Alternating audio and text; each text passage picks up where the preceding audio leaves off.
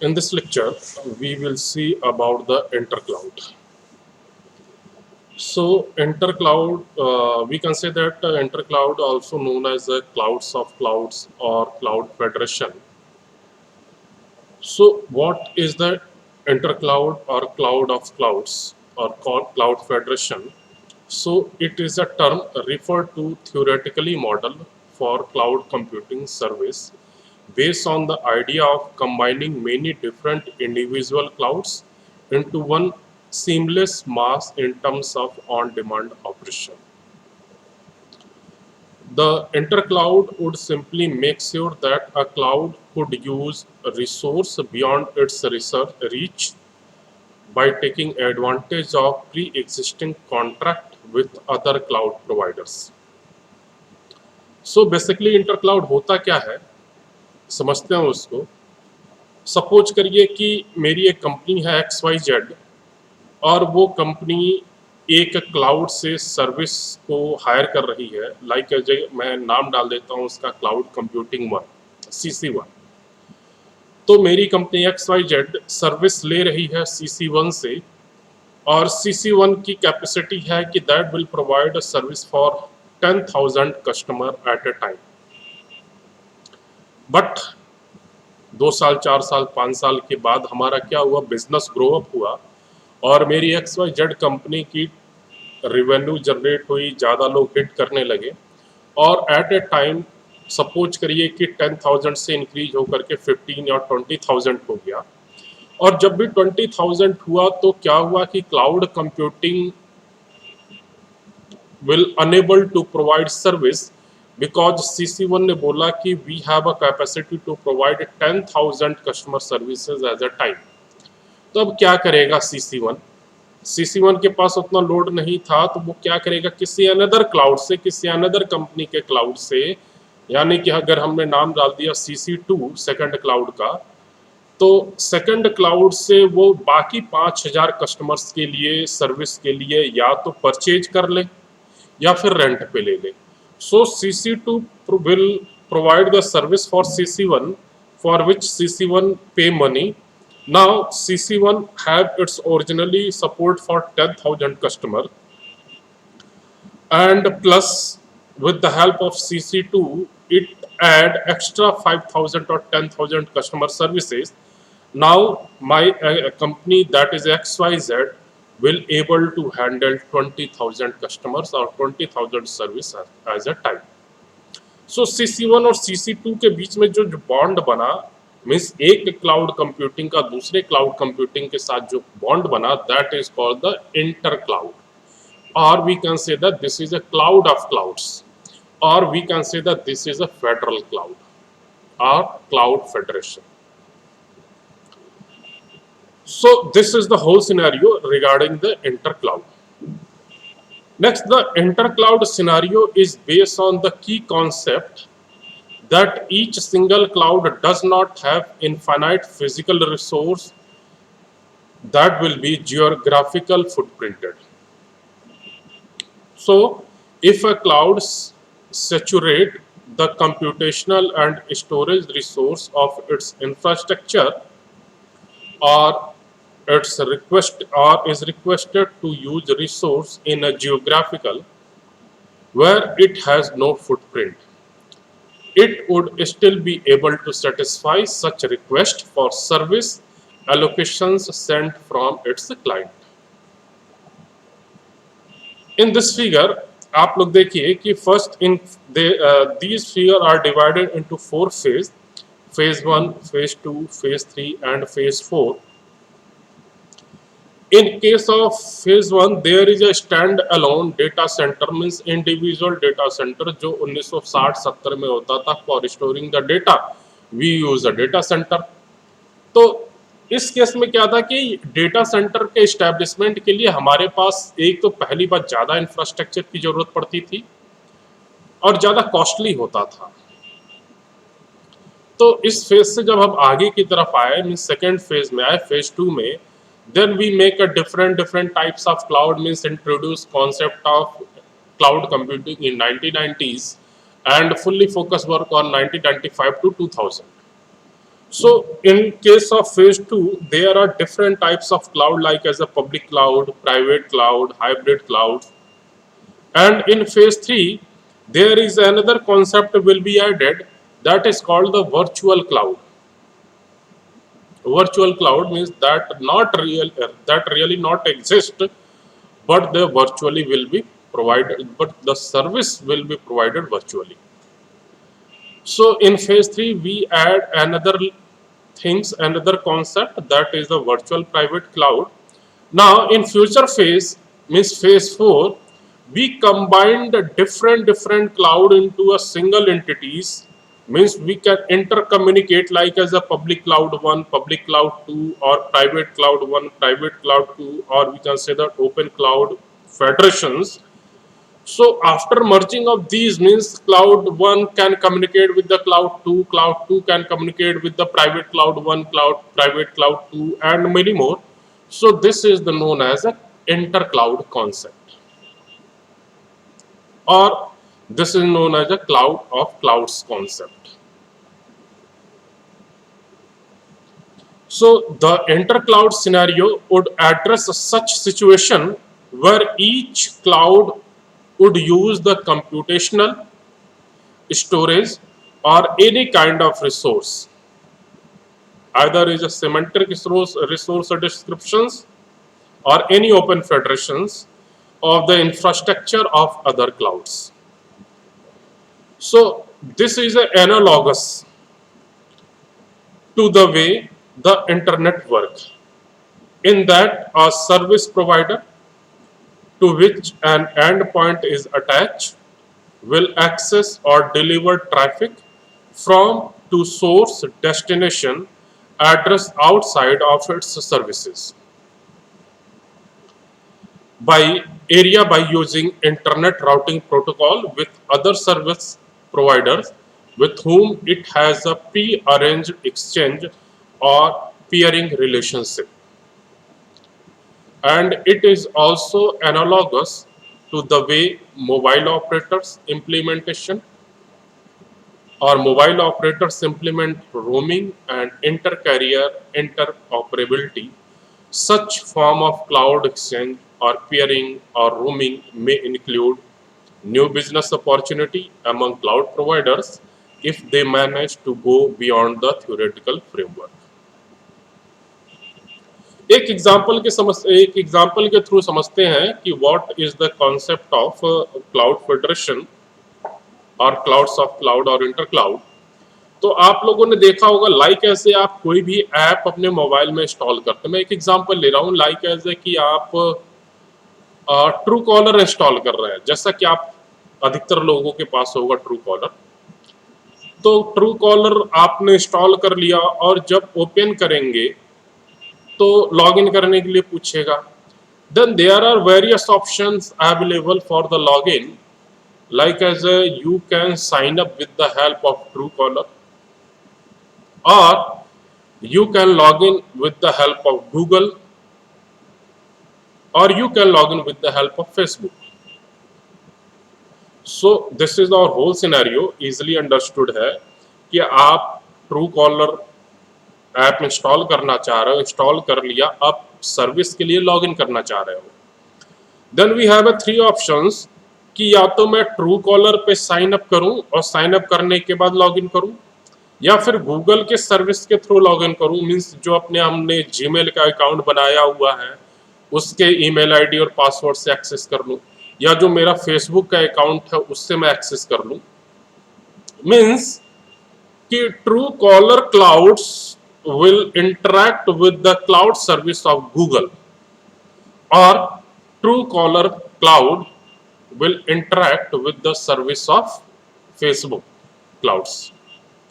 So this is the concept of intercloud, कि मैं अपना सर्विस गूगल से लेना चाह रहा हूं, या गूगल का ईमेल आईडी और पासवर्ड यूज करना चाह रहा हूं, या फेसबुक का ईमेल आईडी और पासवर्ड यूज करना चाह रहा हूं. So this is the concept of intercloud. And with the help of intercloud there are various advantages, like as we have not and again provide our our self information which are available in clouds. Like as कि मेरे पास अगर Gmail पे account है, means मेरा detail Gmail के account पे पड़ा हुआ है, जीमेल के क्लाउड पे मेरा नाम है, मेरा एज है, मेरा आईडी है, मेरा कॉन्टेक्ट नंबर है, मेरी मेल आईडी है, मेरा सब कुछ है। तो मैं सेम कॉन्सेप्ट बार बार क्यों दूं? भाई है तो सब इंटरनेट ही, तो मैं सेम इंफॉर्मेशन बार बार क्यों सबको दे रहा हूं? This is a irritating task. मुझे आपकी सर्विस यूज करनी है तो मैं पहले सारी इंफॉर्मेशन आपको दूं, फिर कल की डेट में मुझे पता चला कि नहीं, मुझे आपसे तो मेरा काम हो गया, मैं किसी दूसरे दुकान पे जाता हूँ, फिर दुकान वाला बोल रहा है कि भाई आप अपना पूरा डिटेल दीजिए। सो this is a irritating task. Why you cannot communicate with my previous shopkeeper? He or she will have all information about me. So ये सारे कॉन्सेप्ट को रिमूव करने के लिए इंटर क्लाउड और क्लाउड फेडरेशन का कॉन्सेप्ट है। इससे क्या होता है कि भाई डेटा स्टोरेज के लिए स्पेस कम चाहिए। Main TDS task is for the space, और storing the data is the main TDS task, and more tedious task in compare of storing is providing security. तो अगर गूगल ने हमारे डेटा को सिक्योर कर रखा है, तो मैं वही सर्विस लेकर के आपके डेटा को अनसिक्योर क्यों कर दूं? So these all the concept related with the intercloud concept. Next one is a resource provisioning in the intercloud concept, or resource provisioning in the cloud federation concept. So we all know that cloud computing is a model for enabling convenient on-demand network access to a shared pool of configurable computing resource, like as a network, server, applications, services, and so many, that can be rapidly provisioned and released. So resource provisioning means the selections, deployment, and runtime management of software. For example, like as a database server management system or load balancing system, and hardware resource like as a CPU, storage, network, anything, for ensuring guaranteed performance for applications. And resource provisioning is an important and challenging problem in the large scale distributed system such as cloud computing environment. There are many resource provisioning techniques, static as well as dynamic, and each have its own advantage as well as some disadvantage or challenges. And these resource provisioning technique used must meet quality of services, that is a QoS, quality of services parameter like as availability of the data through output, response time, security, reliability, etc., and thereby avoiding service level agreement violations. We have already studied about the service level agreement. And in this concept, survey on the static and dynamic resource provisioning technique are given as. So there are some types of resource provisioning, that is the static provisioning and dynamic provisioning, or static resource provisioning and the dynamic resource provisioning. So let us see one by one what is the static resource provisioning and what is the dynamic resource provisioning. So in the case of static resource provisioning, for applications that have predictable and generally unchanging demands or workloads, it is possible to use static provisioning. Means for which we have not frequently to change the load or demand, means that will be fixed for the some time, or that will be the durable for the some time, we use static provisioning technique. And with the advanced provisioning, the customer contract with the provider for service, and the provider prepare the appropriate resource in advance of start of service. The customer is charged a flat fee or is billed on a monthly basis. So this one is a static provisioning. Next one is a dynamic resource provisioning technique. In this case, where demand by applications may change or vary, we use dynamic provisioning technique. And we have been suggested whereby virtual machines may be migrated on the fly to new compute node within the clouds. With a dynamic provisioning, the provider allocate more resource as they are needed and remove them when they are not. The customer is billed on the pay per use basis. When dynamic provisioning is used to create a hybrid cloud, it is sometimes referred as a cloud bursting. And third one is a user self provisioning. In user self provisioning, also known as the cloud self services, in this case, customer purchase a resource from the cloud provider through a web form, creating a customer account and paying for the resource with a credit card.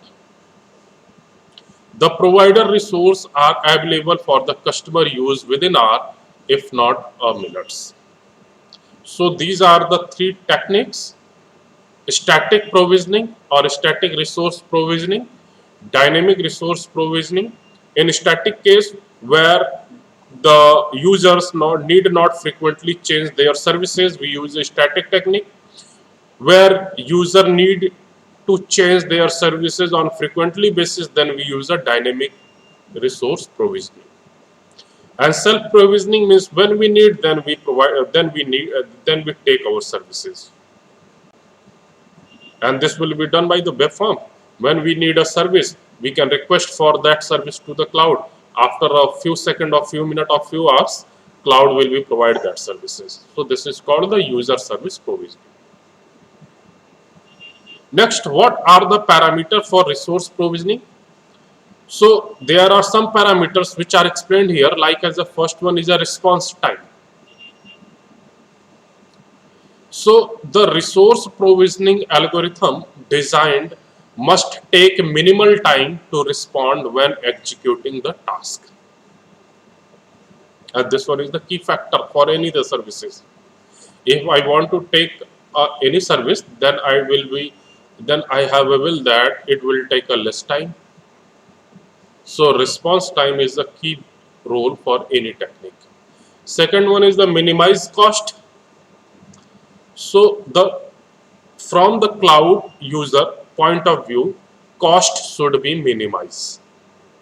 If cost is high, then why anyone takes services from the cloud? Third one is a revenue maximization. So this is to be achieved from the cloud service provider's view. Next one is a fault tolerant. So the algorithm should continue to provide service in spite of failure of node. Next one is a reduced SLA violations. The algorithm design must be able to reduce SLA violations. And next one is a reduce power consumptions. So virtual machine placement and migration technique must use less power. And which we have earlier discussed what are the different type of resource provisioning methods. So then we have already studied there are three types of resource. That one is a static provisioning technique, second one is a dynamic provisioning technique, third one is a self-awareness provisioning technique. And in detail this will be later, or in future we can explain about the details what are the different types of technique like as a static, dynamic and self-awareness. A short idea you have already taken: what is the static provisioning, what is the dynamic provisioning, and what is the self-awareness. But in the detail, we will see in the future. Now, what is the security challenges in the case of cloud computing? Because security is a very vital role for the any services. So there are some such challenges in the cloud security, like as a data breach. So data breach may includes, like as the first one is impact to reputations and trust of customer or partners, loss of intellectual properties to competitors, which may impact product release. Third one is a regulatory implications that may result in monetary loss, brand impact, which may cause a market value decrease due to provisionally listed reasons, legal and contractual liabilities, and financial expenses incurred due to incident response and forensic. So these are the points related to data breach. Second type is a misconfiguration and inadequate changes control. So this is one of the most common challenges of the cloud.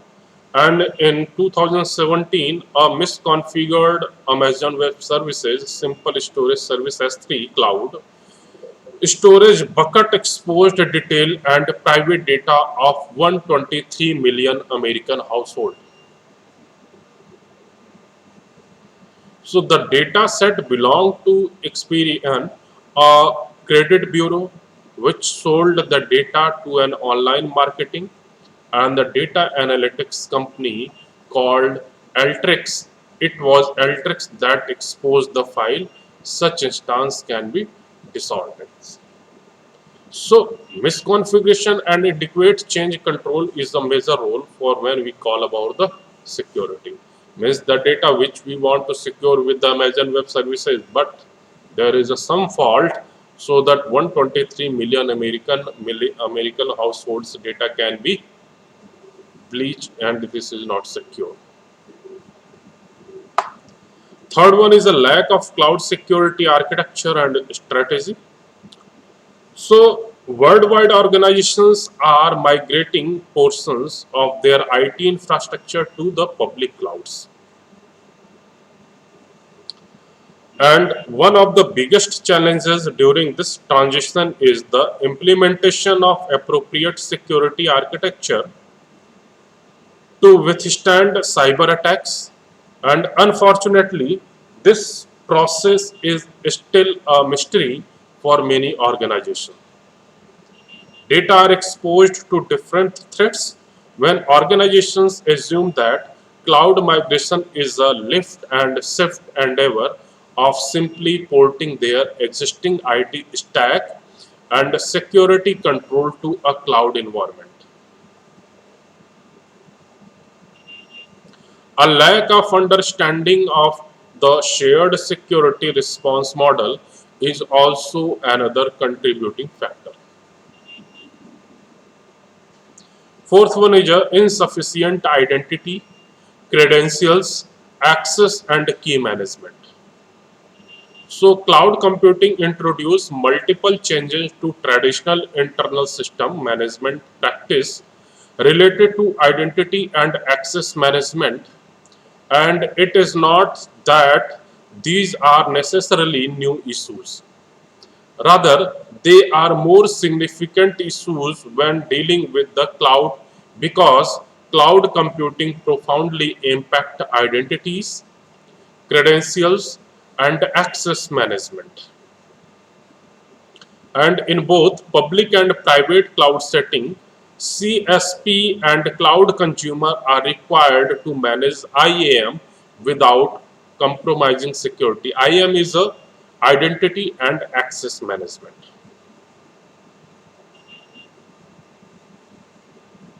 Next security challenges is account hijacking. So, account hijacking is a threat in which malicious attackers gain access to and abuse control that are highly privileged or sensitive. And in cloud environment, the accounts with the highest risk are cloud service accounts or subscriptions phishing attack, exploitations of cloud-based system or stolen credentials can compromise these accounts. Next one is insider threats. So let us have a case study that Netrix 2018 cloud security report indicated that 58% of companies attribute security breach to insider. And insider negligence is the cause of most security incident. Employee or contractor negligence was the root cause of 64% of the reporter insider incident, whereas 23% were related to criminal insider and 13% to credentials theft. And according to the Phenomenon Institutions 2018 cost of insider threats study, some common scenarios cited includes that is a misconfigured cloud servers, employees storing sensitive companies' data on their own insecure personal devices and systems, and employees or other insider falling prey to phishing email that lead to malicious attack on company assets. Next challenge is insecure interfaces and APIs. API is application programming interfaces. So cloud computing provider expose a set of software user interfaces and APIs to allow customer to manage and interact with the cloud services.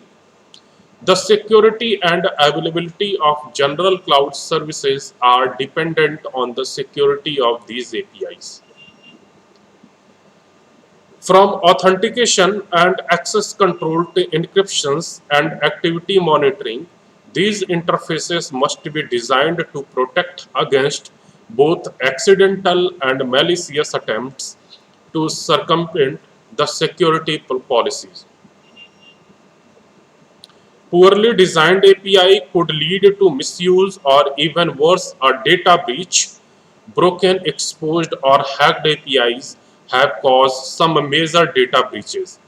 Organizations must understand the security requirement around the design and presenting these interface on the internet. Next one is a weak control plane. So moving from the data center to the cloud passes some challenges for creating a sufficient data storage and protections program. The user must now develop new process for data duplication, migration, and storage. And if using multi-cloud, it gets even more complicated. A control plane should be the solution for these problems, as it enables the security and integrity that would complement the data plane that provide stability and runtime for the data. And a weak control plane means the person in the charge, either a system architect or a DevOps or an engineer, is not in full control of the data infrastructure logic, securities, and verifications. In this scenario, controlling stakeholders do not know the security configuration, how data flow, and where architectural blind spot and weak point exist. These limitations could result in the data corruptions, unavailability, and the leakage of the data.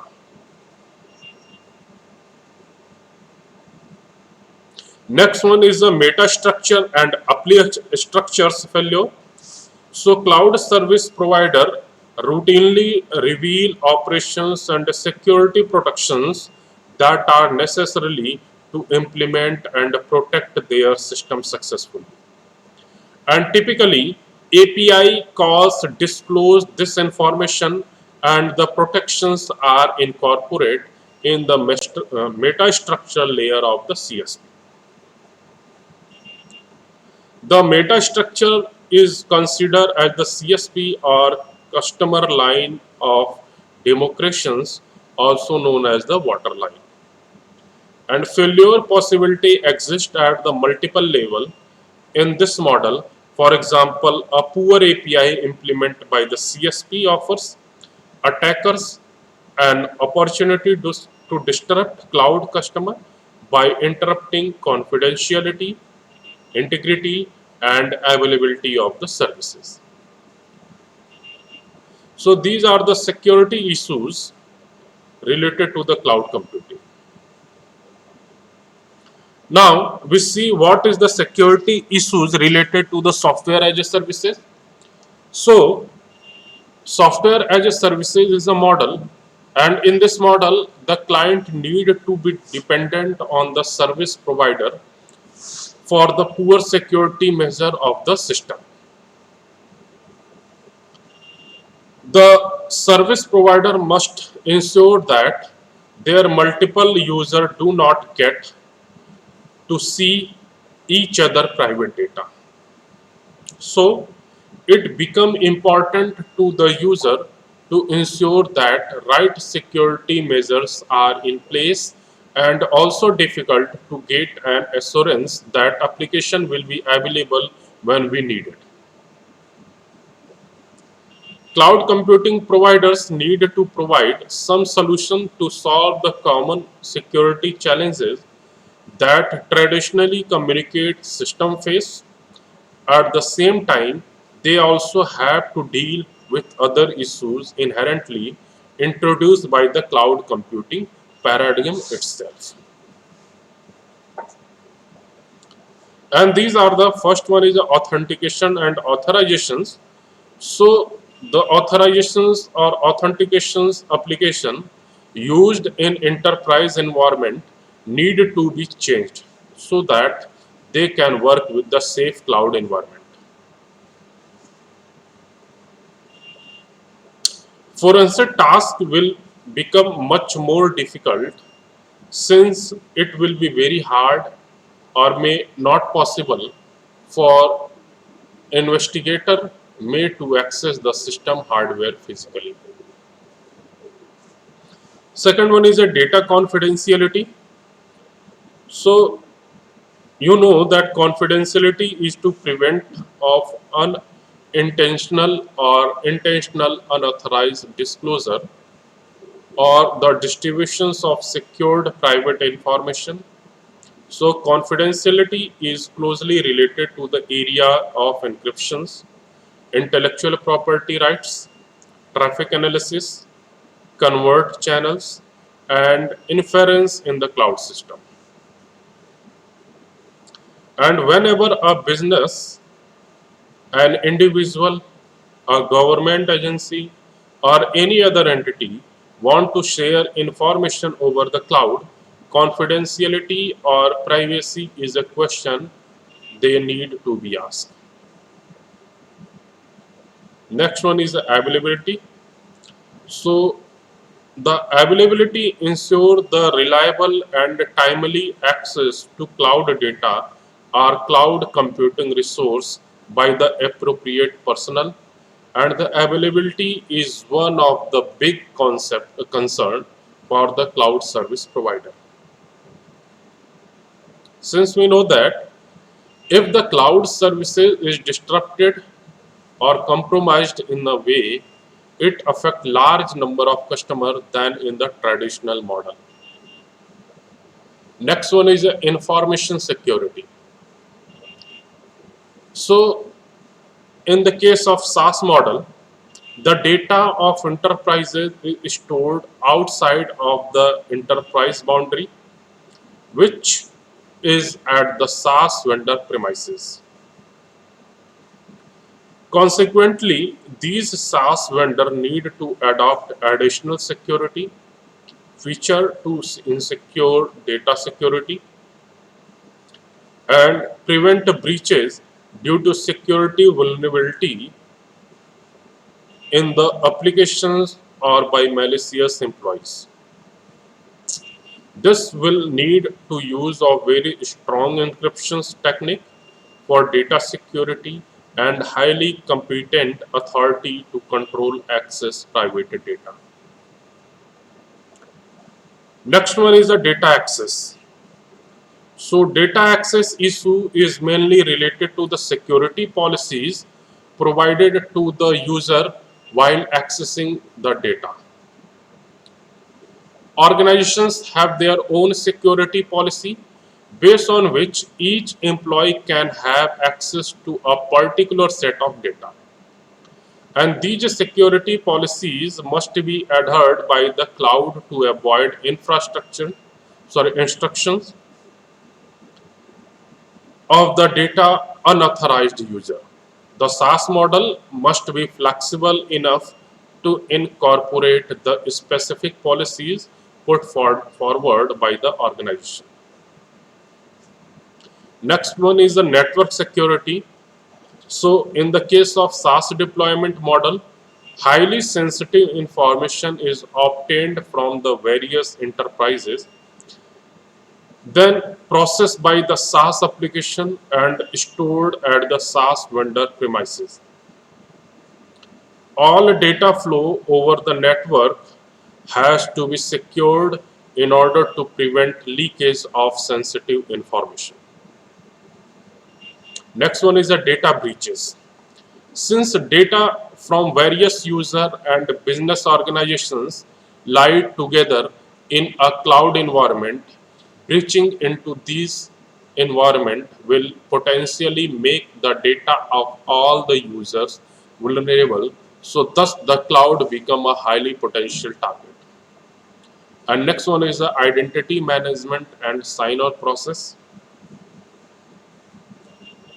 So identity management or ID management is an area that deal with the identifying individuals in a system and controlling the access to the resource in that system by placing restrictions on the established identities area of IDM is considered as one of the biggest challenge in the information security.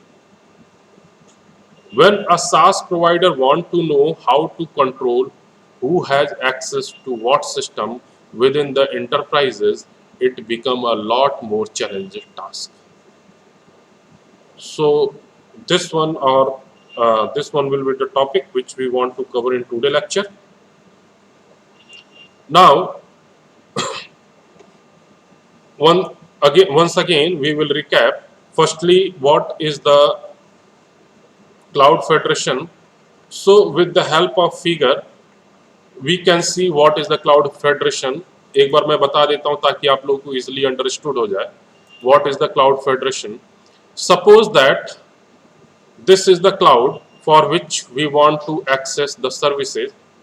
So this one is our cloud. With the help of this, we want to access all the services.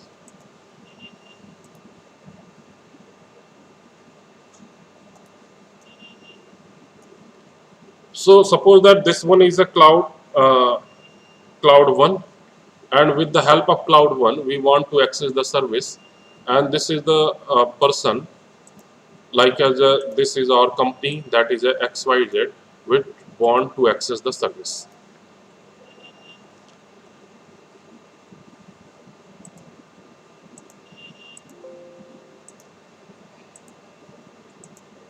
So from this XYZ company access the service, and it have the capacity of 10,000 or 1,000 customers. Suppose that it have 1,000 customer to handle the service at a time. Means this cloud computing CC1 have the ability to handle the customer at 1,000 at a time. But suppose that after some time my company has able to handle 2,000 customer at a time, but when our company XYZ have make a request from the cloud one, that please provide the service for the 2000 customer at a time, then there is a big problem for the cloud one because it have the maximum capacity for the 1000 at a time. Now in this case, this cloud means cloud 1 will again contact with the another cloud services. Suppose that this is the cloud 2. Now this cloud means cloud 1 make a request for the services for the cloud 2, and cloud 2 provide the services for the cloud 1. Suppose that cloud 1 want to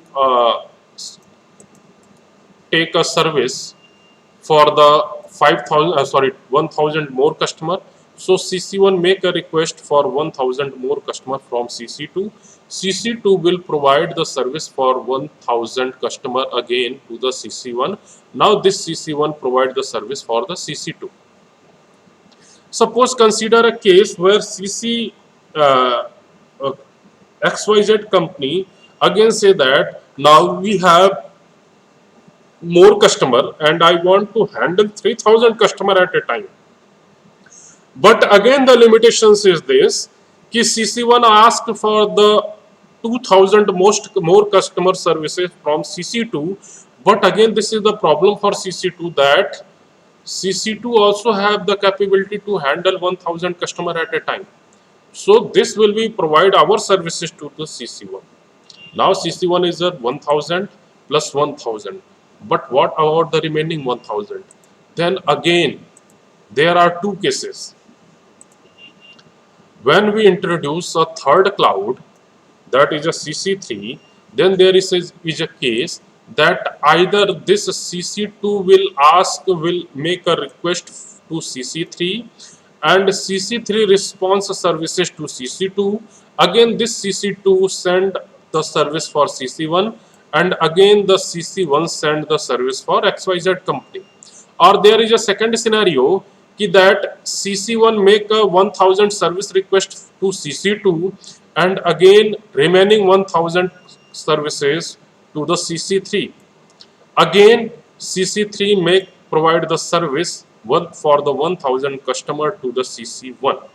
So there is a resource provisioning, there is a cloud federation between the CC1 to CC2 and CC1 to CC3.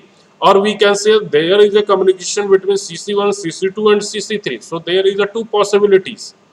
How CC1 will take communication with the CC2 or CC3, a cloud computing 1 and cloud computing 2. There are the two-way possibility. So this is the whole scenario called cloud federation. Now again same thing, like as we have taken an example, like as we have a Truecaller and we want to install a Truecaller, and this one is the cloud of Truecaller. And when we want to log in Truecaller, then this have a service. This Truecaller have a service. Either you want to sign up with our cloud, or you will take services from the another cloud. Like we have example of Google. From the Google you can sign, or the from Facebook you can sign up. Log in.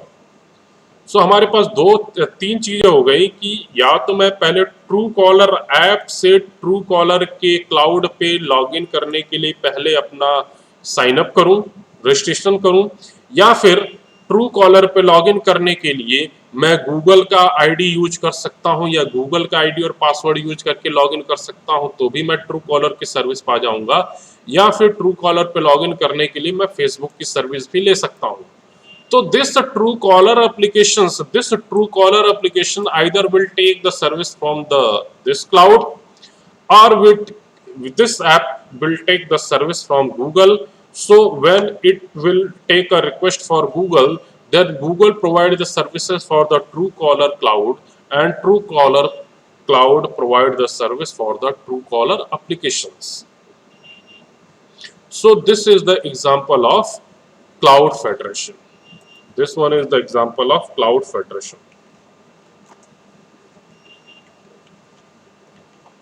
Or intercloud.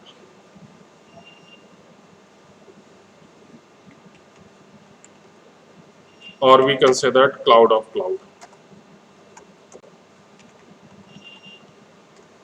So this is the thing, and I hope that you can easily understand what is the concept of cloud federation or intercloud or clouds of clouds.